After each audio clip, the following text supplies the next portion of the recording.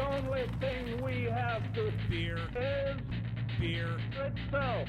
Beer. So many choices. Only no function beer well without. Woohoo! Beer!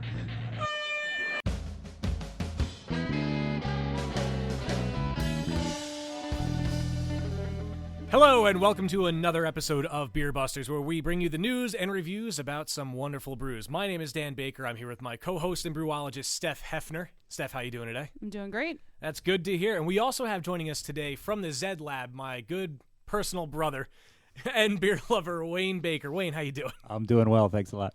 All right. So, in interest of time, how about we just get started with the news? Good news, everyone! I thought that was appropriate. So, starting off with the news, one thing that made me really happy is that home brewing is now going to be legal in all 50 states in the U.S. Woo-hoo! Alabama, yes, that is very, very, very good to hear. Alabama was the last state holding out. They have just passed a bill that should hopefully be signed into effect very shortly, making it legal to brew your own beer at home. It's estimated that in the country there's about 1 million people brewing their own beer at home. About 5,000 of them are estimated to be in Alabama, but up until now they've had to worry about any kind of legal repercussions that might come their way. So there's a lot of freedom that's going to be with those people in Alabama.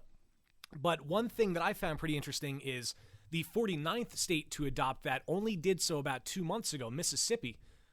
In March of this year, they decided they were going to do it. So Alabama's not too far behind. I just say it's very odd that those would be the last two states to allow you to brew beer at home. You would think those would be the places that people have been doing it for, time immemorial. And Well, we just said it's legal. We never said people weren't doing it. Exactly, yeah. But I see the point you're trying to make with, what's that show, Moonshiners, that's out now? Yeah, exactly. And that's all down in the South. So I wonder if this is going to apply to moonshine, or if it's just going to be beer. Well, is it legal to distill your own spirits personally, or don't you have to? Isn't that a little more complicated? That I'm not sure. I think it is. I know I was reading what this article was that it became legal federally to brew your own beer, or I guess it must have just been beer in 1979, but every state had the option to still make it illegal. So I'm assuming it is only going to be beer, mostly because moonshine, I mean, all that kind of stuff on moonshiners that you see just looks like it's going to kill you. But maybe that's just me. It well might. Yes. One other thing I saw in the news was that, and I think this is really cool, I go to a lot of concerts, and I do mean a lot of concerts, but at the, I hope I'm saying it right, the Api Kapi Music Festival in South Africa, it's soon going to be possible, starting here, that you can order a beer on a smartphone app that will be delivered to you by helicopter, by a remote-controlled helicopter, to wherever you are. And what I really like about it is the landing zone, they're calling it District 9, which I think is really good, because I don't know much to that term, obviously, besides the movie from a couple of years ago, and that was a great film. Yeah, this takes the term beer geek to a whole new level, Dan. It really does, and I'm proud of that. But it's going to be really cool. So once that little helicopter gets to where you are in this District 9 landing zone, it's just going to drop the beer with a little parachute to come to you. So I don't really know how safety is going to come into this, but as of right now, I saw that the helicopters, they're going to be designed to carry one beer at a time, which I think is good, but they're working on prototypes to be able to carry 2 or 3 at a time. So my question is, if I order for instance, just because it's an international beer, if I order, a Miller or something, or, and you're sitting next to me and you order craft beer, how are they going to know which one is yours, which one is mine? Do we just kind of have to figure it out ourselves? I think we'll know which one is the Miller. Well, yeah, obviously. But if they're two completely different brands and one's a $4 beer, one's an $8 beer. We will just have to go and see how it works. Okay, Well, so you order these on your smartphone. Yes. And I presume then you have GPS. Well, as of right information now, the and- article was saying that they are going to be basically remote controlled, but in the near future, they're going to operate off of a GPS grid where they'll just be automated, if I read it right. Okay. What's the range on these helicopters? I don't think I'm quite getting this concept. It didn't say. So you could be ordering a beer from 20 miles away and Well, in it's going to be half at an hour. the same It's at this right. festival. It's at this music festival, the Api Kapi okay. Festival. I really hope I'm saying that right. But I think it's really cool. It's going to be a good idea. So if I go to an outdoor concert or a festival somewhere around here, like I used to go to Bamboozle a lot. If you go to Coachella, you go to Lollapalooza or something, losing your spot in this big giant crowd is a big thing, and one of the reasons I don't go get food or drink very often at these events. So if I can just be lazier and say, hey, smartphone, I want a beer, and then a helicopter brings me my beer, I think that's kind of cool. It's like a very friendly drone strike. Pretty much, yeah. So they're officially going to get to test it live with people buying their beer August 8th through 10th in Northam, South Africa, and that's, again, the Oppie Copy Music Festival. So I'm going to keep up on this one and see if that's going to come to the U.S. at any time soon. And now the last bit of news that I saw for the day is it revolves around Budweiser. And as much as we love craft beer here, Budweiser is basically the world's most recognizable beer, or so they claim. But they have officially released a new version of their can in the shape of a bow tie. They've always been big with the bow tie logo, so now their cans are going to be shaped to reflect that. Their vice president of innovation for Anheuser-Busch, his name is Pat McGauley. According to him, the world's most iconic beer brand deserves the world's most unique and innovative can. Now, this bow tie can, it was developed in 2010 with an idea that started a few years before that. They've been in production on it for a while. And environmentally, it's going to use less aluminum than a normal can would, but that comes at a cost for anybody who's actually drinking the beer. There's less beer in it per can than a regular can. These bow ties are going to hold 11.3 ounces as opposed to a normal 12. On the flip side of that statement, though, wherever you go to buy it, instead of being sold in a 6-pack, they're going to sell it in an 8-pack, which makes fractions kind of difficult. But then again, if you want to equal up to a normal case, you have to get your 3 8-packs instead of your 4 6-packs. So I really don't know how that's going to play out, trying to separate themselves from every other brand that's out there. It seems a little gimmicky to me, to be honest. Oh, well, apparently it will be easier to hold as well, because apparently a beer can is hard to hold. So ergonomic is what we call that. I don't really see that being easier to hold. I'm used to holding a normal beer can. I mean, the beers that we have today, they're all in cans, which I think is a pretty cool thing to do. And then Budweiser has to go and be like, oh, no, screw you and your normal can idea. Here's our bow tie can. But they're not doing away with the normal can. So I don't know if it's going to be a limited edition thing or if they're just trying a new marketing thing to see which sells more. But I don't care. I mean, if it costs less for the normal can where I get more beer, I'm going to go with the normal can. The important question is, does it have any sharp edges? I don't think it does. Okay. I would hope not. I would definitely hope not. But that's it for the news for the day. Oh, hold on. I think we have a retraction from last that's right. episode. That's right. I apologize. Now, Steph, you had informed me of this, so I'll let you kind of take the reins on this part. All right. So we do have a retraction to make. Last episode, we did talk about our awesome grandfather, who is a beer drinker, and we incorrectly stated that his drink of choice was Coors Light. I promptly received a phone call saying that it is not Coors Light, it's Bud Light that he prefers to drink. So my apologies to our grandfather.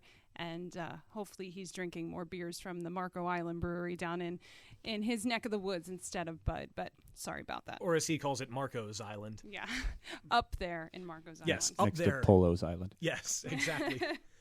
So now we're going to try a little new segment that we came up with here. Some of the feedback we got from our first episode was that, as much as we reviewed the beer, and I'd like to say we did a damn good job of that, we didn't really explain what a beer was. So we came up with the idea of this little segment called Know Your Beer, where we're going to feature what makes an IPA versus a lager and so on and so forth. And Steph has done some research here and learned a few facts about something. And we're doing, what is it, barrel-aged beer? Barrel-aged beers, okay. Yes. Back on April 29th, Stone Brewing Company in California streamed live on the internet one of their Beer U classes, their Beer University, and it was all about barrel-aged beers. Now, barrel aging is typically done in oak barrels to get those great flavors from the woods, the hints of the coconuts, the oak tannins. You get bitterness from that and some tastes of walnuts. And sometimes breweries will toast or char these barrels to get sweet components and lots of strong vanilla flavors. But you'll also get the flavor from whatever was previously stored in the barrel, like bourbon or wine. A typical American oak tree, you can get 14 barrels from that tree, and they range anywhere from $250 all the way upwards to $850 for a brand new barrel. But most breweries, it seems that they're getting them used from wineries or distilleries.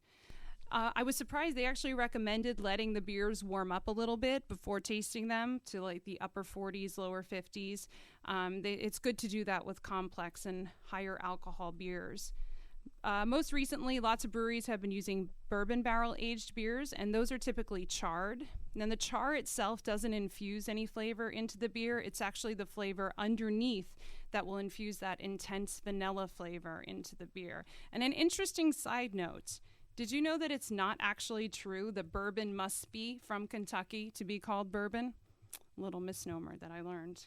Unlike Parmesan cheese. Correct. Where it has to be called Parmesan. Or like Champagne, where it's got to be from Champagne, France. Right. So aging this in the spirit barrels will actually increase the alcohol by volume about 3% on average.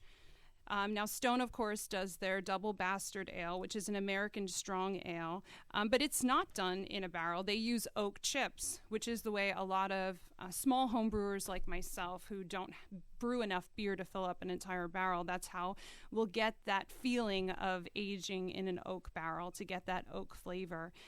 And you get the vanilla flavor. So some of the beers that they tasted at the Beer University course were North Coast Old Rasputin, which is a great Imperial Russian stout, has those deep roasty flavors.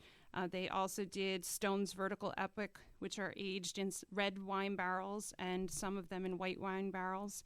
And they did a surprise beer at the end. The Templeton Rye Whiskey Barrels, their 2013 Stone Imperial Russian Stout, which was in there for 2.5 months in rye whiskey barrels. So it was the first time that beer had been tasted at that event. So if anyone out there wants to learn more about beers, of course, listen here. But Stone Brewing Company does these beer universities monthly. Their next one in May is going to be about Abbey-style ales. So I will definitely check that out and report back. But yeah, good information on barrel-aged beers. You mentioned that aging the beer in barrels that had previously had spirits actually increases the alcohol content. Yeah, There's by actually about enough 3%. left in there that it actually increases.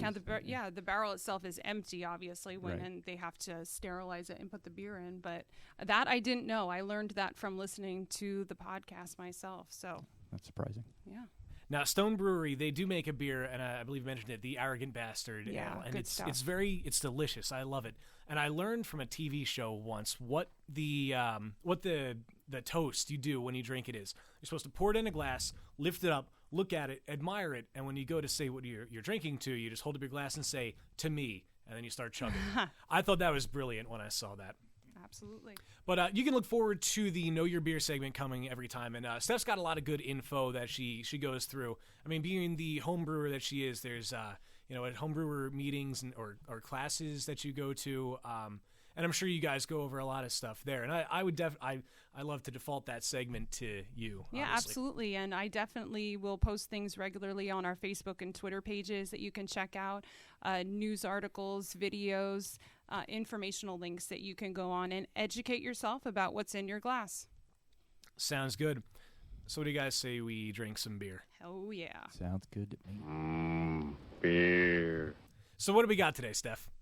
So first, I want to introduce, again, our guest taster, Wayne Baker. Hello again. He is coming to us from the Zed Lab, which is very near and dear to our heart because he designed our profile picture on all of our social networking sites, and he's currently working on an amazing cover photo for us for our website and for our social networking sites. So, Wayne, why don't you tell us a little bit about the Zed Lab? I'd be happy to. First of all, it's perfectly appropriate for you to use a plural pronoun because my website is in fact powered by a swarm of nanobots.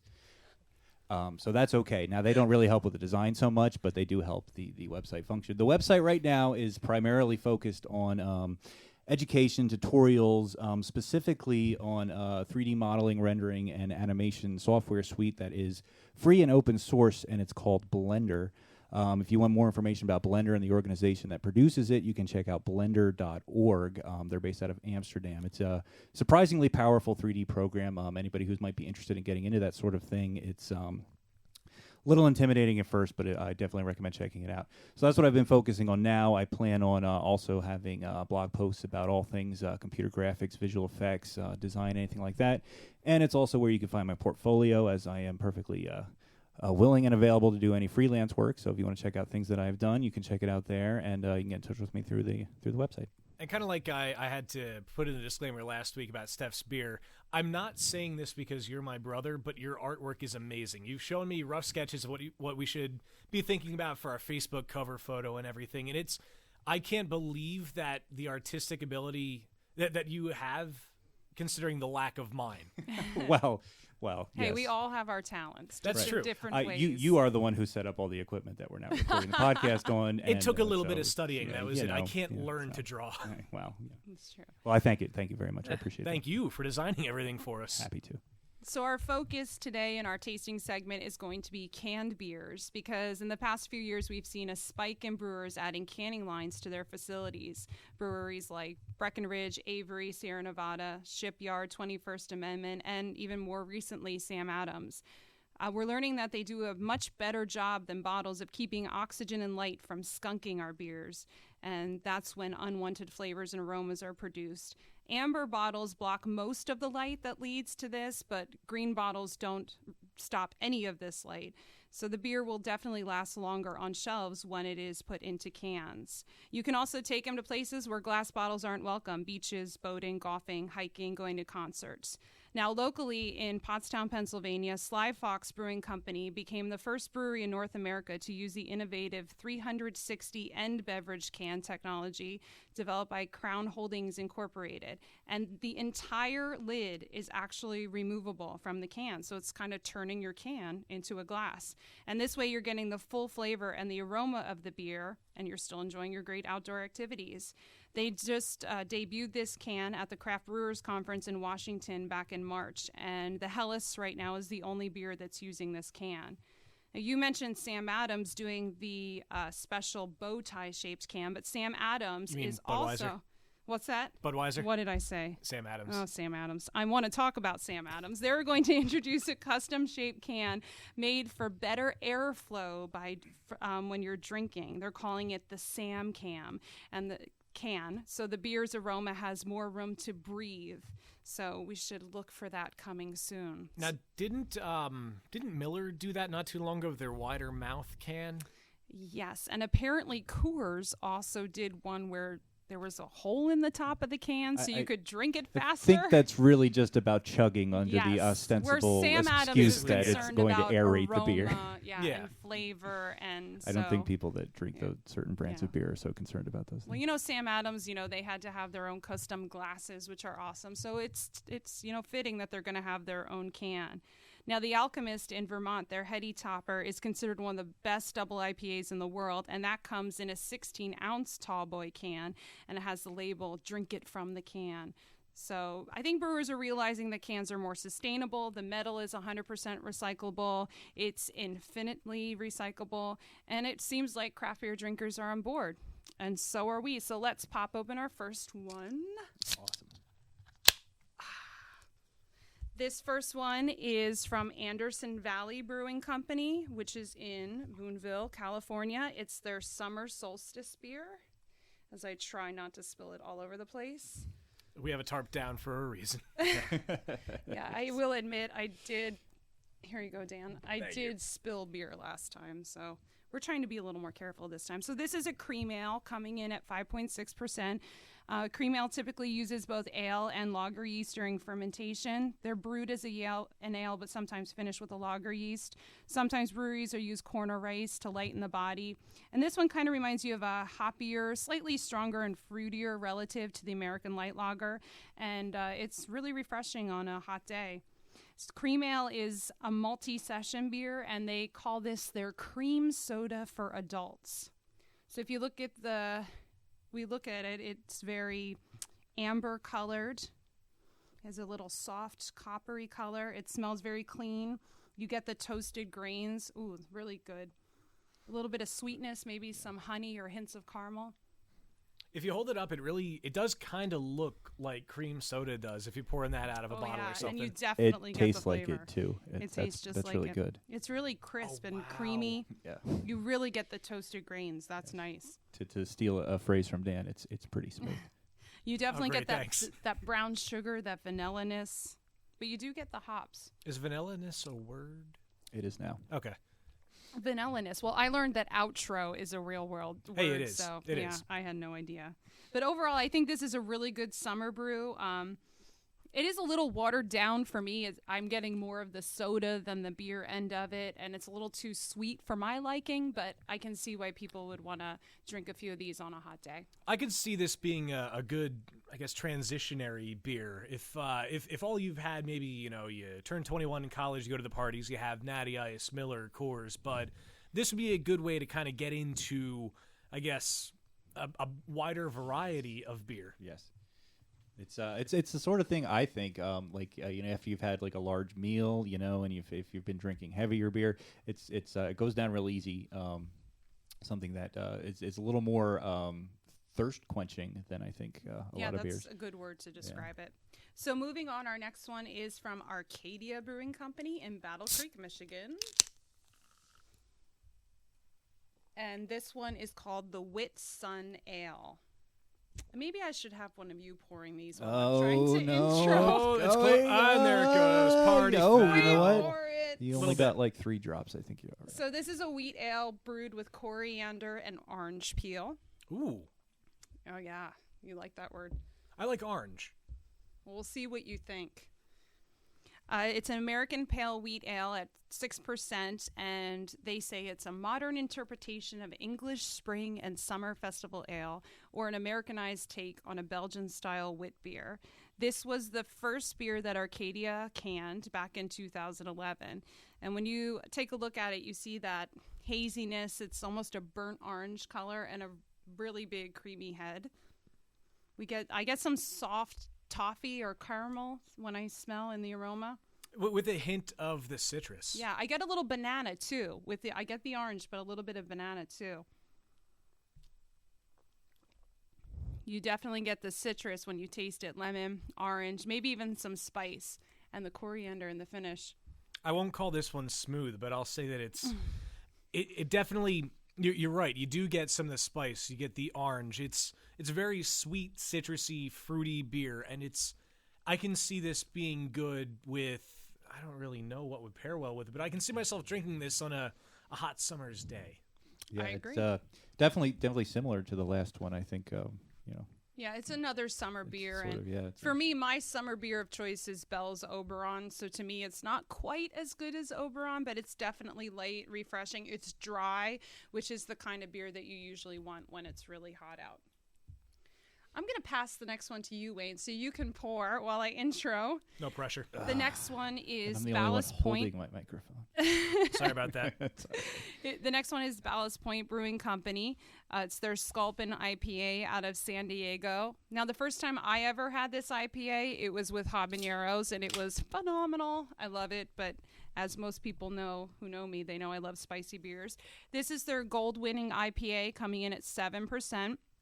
And an IPA, or India Pale Ale, is known for the hop flavor, aroma, and bitterness.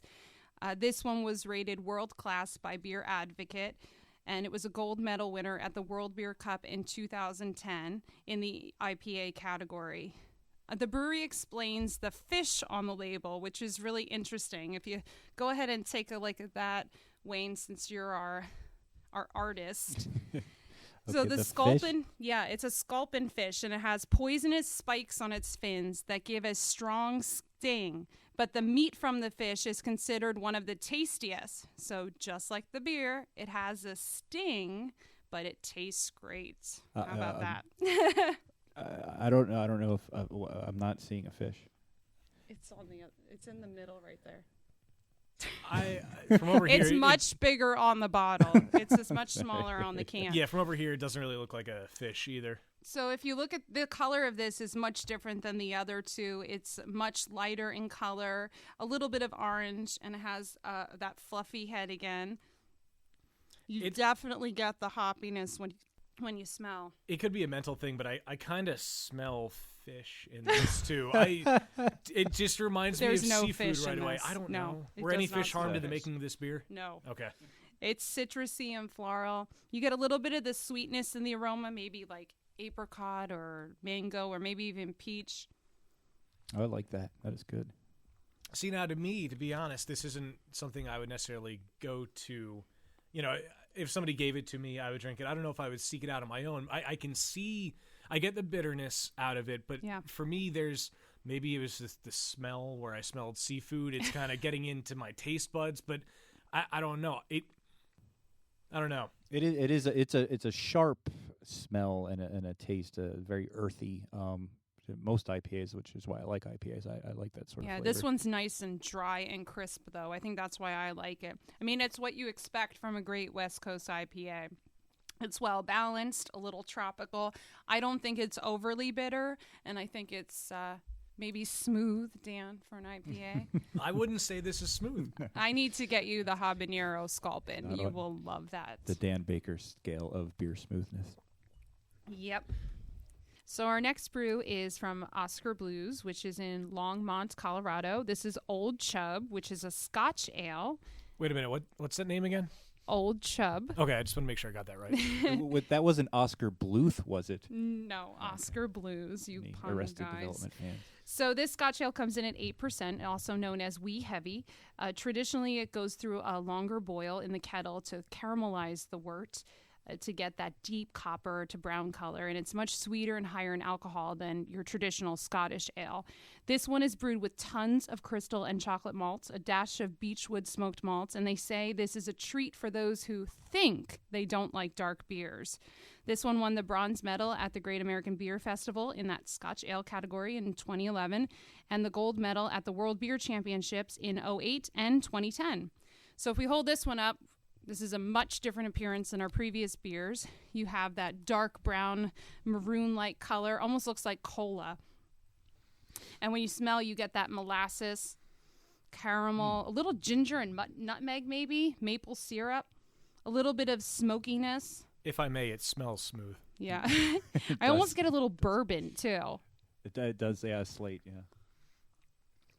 In the taste, I'm getting lots of sweetness, caramel, molasses, I'm getting licorice. A lot of, maltiness out of it, which is good. Some pecan maybe, lots of toastiness, and a little bit of vanilla too.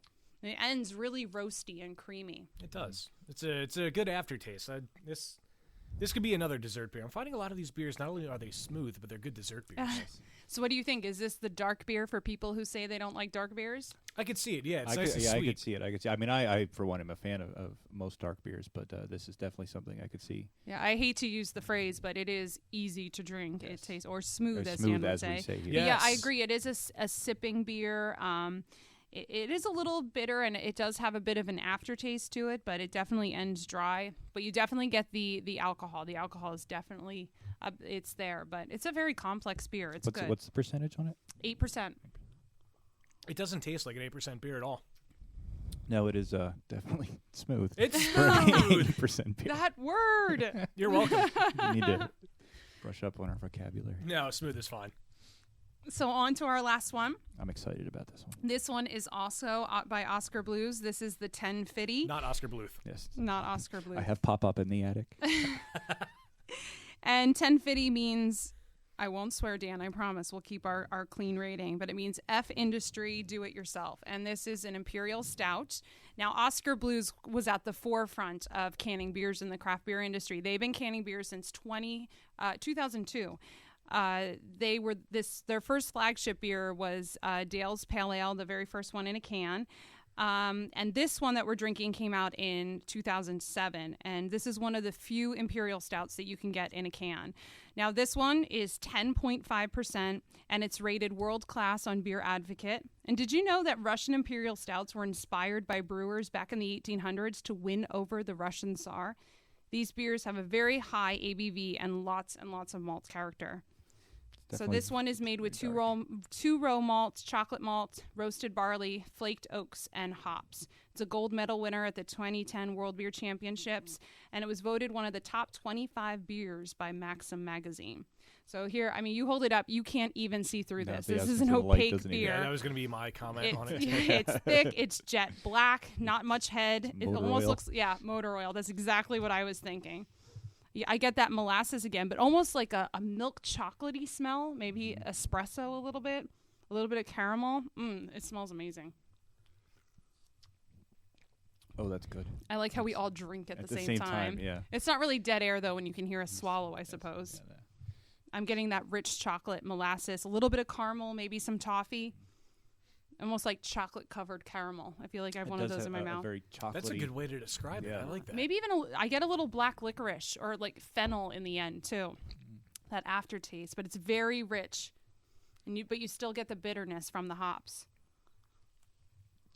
That is quite good. I don't know. Maybe I'm just a big beer drinker, but it's supposed to be boozy. But it is boozy. It's boozy, but in the smell and the taste. What was the percentage? Did you say 10? 10.5. Yeah, it's up there, and I can tell. I mean, when I smell it, I can tell, and I can definitely taste it. But it's quite good. I can see why this is rated as one of the best imperial stouts out there. It's amazing. Kudos to Oscar Blues. It's not exactly a connoisseur term, but it's a bit like chocolate milk, only beer. So we started with adult cream soda and we're ending with adult chocolate milk. I'm okay with that. I'm quite all right with Yeah. We are reliving our childhood. This is true. the way it should have been. Absolutely. So I'd say overall they were pretty good picks today, except for I drank fish, it seemed like. But hey, I mean, that's just me. I'm crazy. Yeah, well, 1050 is one of my favorites, so that's why I wanted to end with that one. And I think if we would have started with that, we wouldn't have been able to taste anything else. But True, I definitely think that would have. Yeah, it would have killed our overloaded. palates. So my pick was 1050. What about you, Wayne? What was your pick for the day? I'm going to have to agree, but a close second is actually the one that Dan didn't like. Ooh, I'm sorry. Sculpin. Yeah. So if you didn't like the Sculpin, what was your favorite, Dan? I'm going with cream soda. Cream soda. Yes. Nothing wrong with that. Absolutely. So now that we had those, Steph, you went to a brewery you wanted to tell us about, right? Absolutely. We're hoping to start another new segment where we review a brewery each episode. And this episode, I wanted to review one of my personal favorite new breweries, Tired Hands Brewing Company, which is in Ardmore, Pennsylvania. It opened last June. And Gene Broilette, the fourth, was a home brewer for 8 years. He brewed in his parents' garage, and then he got his first brewing job at Weyerbacher in Easton, and he later worked as a brewer for Iron Hill for close to 5 years. After many years of brewing and traveling and taking business classes, he opened Tired Hands Brewing Company, and they focus on small batches of well-thought-out, flavorful beers. The building is located at 16 Ardmore Avenue, and it was actually an old physician's office. They completely gutted the building, but they reused as much of the materials as possible in new ways. You're going to say physics lab. I was hoping there was like a particle accelerator. You would love and that, used wouldn't it in the you? brewing process somehow. It helped discover the Higgs boson. So they open around 4 p.m. daily, but due to popularity, they started opening for lunch on Saturdays and Sundays now. And every time I've been there, there's usually a few people waiting outside at 4 o'clock, ready to be the first ones to grab a spot at the door, very anxiously waiting for them to open up. And when you walk in, there is a first floor bar that seats about 15 to 18 people and a little cafe seating, and you get a great view of the 6-barrel brew system. So of course, that's where I want to be sitting every time I go in there. There is a small 5-person bar upstairs and much more cafe seating, and you get the beautiful exposed brick upstairs. It's such a beautiful building. They have a cafe menu, which they display on a chalkboard. They have cheese, meat, seasonal produce. I really enjoyed their pickled and brined items that they make in-house. They have whiskey dills and peppery dills, and everything is sourced locally within 100 miles of the brewery. Their house-made bread is amazing. And Dan, they serve candied bacon. Ooh, I'm in. Which almost always sells out. So when you go there, you feel welcomed. They have 4, 8, and 16 out pours. Some of the beers that can't be missed, they have Hop Hands, which is an aromatic American pale ale. Farm Hands, which is their 4-grain saison. Mrs. Pigman, which was a special brew back in March, was a triple IPA that some actually said was better than Pliny. And my personal favorite beer that they made, Ego Disillusionment, I had back in January, a Kiwi Berliner Weiss that was phenomenal, out of this world. Recently, they just added a hand pump to their system, so now you can have their beers on tap. And on June 2nd, coming up, they're going to have their 1-year anniversary event, and all their beers are going to be $4 for a pint. So definitely check it out if you're in the Ardmore area. Sounds good. I would like to visit there, especially now that I know about the candied bacon. Yeah, I'm we did. disappointed I there's did no- take Dan to Forest in Maine so he could have the bacon popcorn. So now I have to take you to Tired Hands so you can have the candied bacon. And for those of us that are following on Facebook and Twitter and Instagram and such, Steph, you were kind enough to post a picture of me enjoying that bacon popcorn. Absolutely, check it out on Facebook. Absolutely. Facebook.com/BeerBusters Podcast.